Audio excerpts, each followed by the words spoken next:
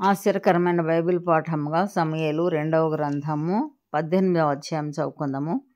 దావీదు తన యుద్ధనున్న జనులను లెక్కించి వారి మీద సహస్రాధిపతులను శతాధిపతులను నిర్ణయించి జనులను 3 భాగములుగా చేసి యోవాబు చేతి క్రింద ఒక భాగమును, సెరూయా కుమారుడగు అబీషై అను యోవాబు సహోదరుని చేతి క్రింద ఒక భాగమును, గిత్తీయుడైన ఇత్తై చేతి క్రింద ఒక భాగమును ఉంచెను.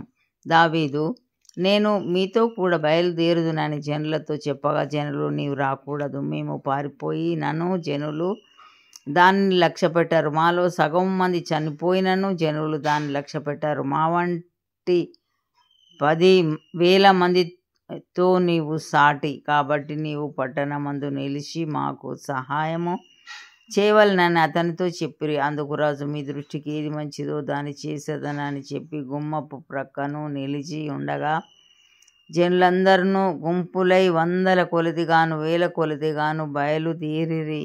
అప్పుడు రాజు యోవాబును అబీషైని ఇత్తైని పిలిచి, నా నిమిత్తమై యవ్వనుడైన అబ్షాలోమునకు దయ చూపుడని ఆజ్ఞాపించెను. జనులందరూ వినుచుండగా రాజు అబ్షాలోమును గూర్చి అధిపతులకందరికీ ఆజ్ఞ ఇచ్చెను. జనులు ఇశ్రాయేలు వారిని ఎదిరించుటకై పొలంలోనికి బయలుదేరిన మీదట యుద్ధము ఎఫ్రాయిము వనములో జరగగా, ఇశ్రాయేలు వారు దావీదు సేవకుల ఎదుట నిలవలేక ఓడిపోయిరి. ఆ దినమున 20,000 మంది అక్కడ హతులైరి. యుద్ధము ఆ ప్రదేశమంతటను వ్యాపించెను. మరియు నాటి దినమున కత్తి చేత కూలిన వారి కంటే ఎక్కువ మంది అడవిలో చిక్కుబడి నాశనమైరి. అబ్షాలోము కంచెరగాడిద మీద ఎక్కిపోవచ్చు దావీదు సేవకులకు ఎదురాయెను. ఆ కంచెరగాడిద ఒక గొప్ప మస్తకి వృక్షం యొక్క చిక్కు కొమ్మల క్రిందికి పోయినప్పుడు అతని తల చెట్టుకు తగులుకొనినందున అతడు ఎత్తబడి ఆకాశమునకును భూమికిని మధ్య వ్రేలాడుచుండగా అతని క్రిందనున్న కంచెరగాడిద సాగిపోయెను. ఒకడు దానిని చూచి వచ్చి, అబ్షాలోము మస్తకి వృక్షమున వ్రేలాడుచుండుట నేను చూచితినని యోవాబుతో చెప్పినప్పుడు, యోవాబు, నీవు చూచియుంటివే, నేల కూలునట్లు నీవతని కొట్టకపోతివేమి? నీవు అతని చంపిన యెడల 10 తులముల వెండియు 1 నడికట్టును నీకిచ్చియుందునని తనకు సమాచారం చెప్పిన వానితో అనెను. అందుకు వాడు, యవ్వనుడైన అబ్షాలోమును ఎవడనూ ముట్టకుండా జాగ్రత్త పడుడని రాజు మీకు అబీషైకిని ఇత్తైకిని ఆజ్ఞ నిచ్చుచుండగా నేను వింటిని. 1000 తులముల వెండి నా చేతిలో పెట్టినను రాజు కుమారుణ్ణి నేను చంపను.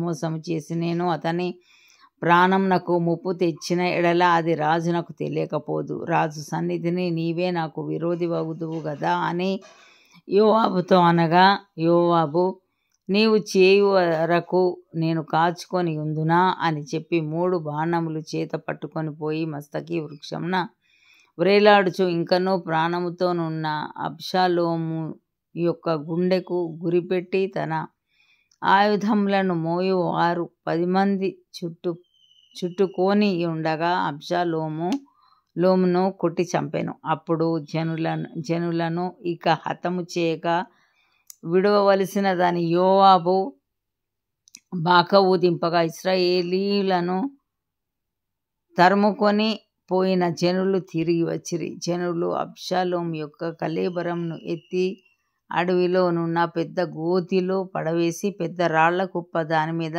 పేర్చిన తరువాత ఇశ్రాయేలీయులందరూ తమ తమ ఇండ్లకు పోయిరి. తన పేరు నిలుపుటకు తనకు కుమారులు లేరనుకొని అబ్షాలోము తాను బ్రతికి ఉండగా ఒక స్తంభము తెచ్చి దానిని రాజు లోయలో తన పేరట నిలవబెట్టి అతడు ఆ స్తంభమునకు తన పేరు పెట్టి ఉండెను. నేటి వరకు అబ్షాలోము స్తంభం అని దానికి పేరు. సాదోకు కుమారుడైన అహిమయస్సు, నేను పరిగెత్తుకొని పోయి యెహోవా తన శత్రువులను ఓడించి తనకు న్యాయము తీర్చిన వర్తమానం రాజుతో చెప్పేదనగా, యోవాబు, ఈ దినమున ఈ వర్తమానం చెప్ప తగదు, మరి ఒక దినమున చెప్పవచ్చును. రాజు కుమారుడు మరణమాయను గనుక ఈ దినమున వర్తమానము తీసుకొని పోతగదని అతనితో చెప్పాను. తరువాత కూషిని పిలిచి, నీవు పోయి నీవు చూచిన దానిని రాజునకు తెలియజేయమనగా, కూషి యోవాబునకు నమస్కారము చేసి పరిగెత్తుకొని పోయెను.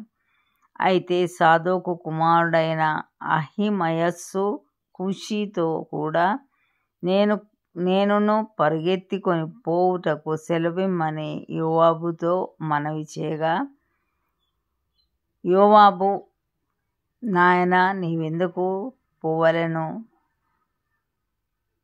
చెప్పుటకు నీకు బహుమానము తెచ్చు విశేషమైన సమాచారమేదియూ లేదు గదా అని అతనితో అనగా, అతడు, ఏమైనాను సరే, నేను పరిగెత్తుకొని పోవుదుననెను.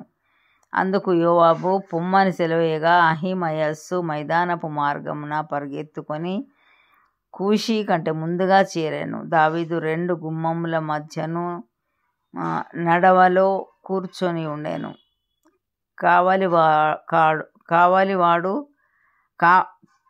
కావలికాడు గుమ్మము పైనున్న గోడ మీదికి ఎక్కి పారచూడగా, ఒంటరిగా పరుగెత్తుకొని వచ్చుచున్న ఒకడు కనబడెను. వాడు అరచి రాజునకు ఈ సంగతి తెలియజేయగా, రాజు, వాడు ఒంటరిగా ఉండిన యెడల ఏదో వర్తమానం తెచ్చుచున్నాడనెను. అంతలో వాడు పరుగు మీద వచ్చుచుండగా కావలివాడు పరుగెత్తుకొని వచ్చు మరి ఒకని కనుగొని, అదిగో, మరి ఒకడు ఒంటరిగానే పరుగెత్తుకొని వచ్చుచున్నాడని ద్వారపు తట్టు తిరిగి చెప్పగా, రాజు, వాడును వర్తమానము తెచ్చుచున్నాడనెను. కాడు మొదటివాడు పరుగెత్తుట చూడగా, వాడు సాదోకు కుమారుడైన అహిమయస్సు అని నాకు తోచుచున్నది అనినప్పుడు, రాజు, వాడు మంచివాడు, శుభవర్తమానము తెచ్చుచున్నాడని చెప్పెను. అంతలో అహిమయస్సు జయమని బిగ్గరగా రాజుతో చెప్పి, రాజు ముందర సాష్టాంగ నమస్కారం చేసి, నా ఏలిన వాడవును రాజవునగు నిన్ను చంపచూచిన వారిని అప్పగించిన నీ దేవుడైన యెహోవాకు స్తోత్రము అని చెప్పెను. రాజు, బాలుడగు అబ్షాలోము క్షేమముగా ఉన్నాడా అని అడగగా, అహిమయస్సు, యోవాబు రాజసేవకుడవైన నీ దాసుడనగు నన్ను పంపినప్పుడు గొప్ప అల్లరి జరుగుట నేను చూచితిని గాని అది ఏమైనది నాకు తెలిసినది కాదని చెప్పెను. అప్పుడు రాజు, నీవు ప్రక్కకు తొలగి నిలిచియుండుమని వానికి ఆజ్ఞనీయగా, వాడు తొలగి నిలిచెను. అంతలో కూషి వచ్చి, నా ఏలినవాడా రాజా, నేను నీకు శుభ సమాచారం తెచ్చితిని. ఈ దినమున యెహోవా నీ మీదికి వచ్చిన వారినందరినీ ఓడించి నీవు న్యాయము తీర్చేవని చెప్పినప్పుడు రాజు, బాలుడగు అబ్షాలోము క్షేమముగా ఉన్నాడా అని